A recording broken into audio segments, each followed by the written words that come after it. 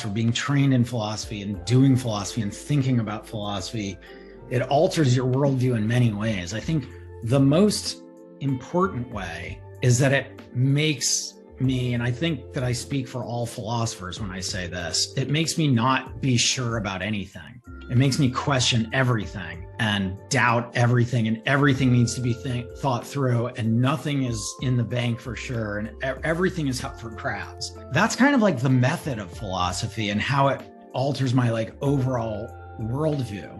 Disbelief and doubting, and this is a theme in my philosophy too. One view that I've pushed is that maybe that mathematics is none of mathematics is true, that it's all false because it's a fictional story about abstract objects that don't exist. I'm not saying that's the right view. That's a view that seems plausible to me. I'm of the view that it may be that virtually everything we say is false.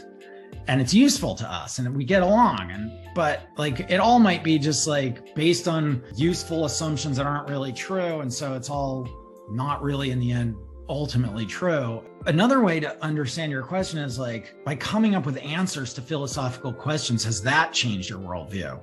And my answer to that, I think, is not really, because I think I'm not sure about the answers that I've given to philosophical questions. I might be wrong. And there's a way in which the answers to the kinds of philosophical questions I work on, some people work on questions that are more socially important, they're doing social political philosophy or applied ethics about real ethical issues in our culture.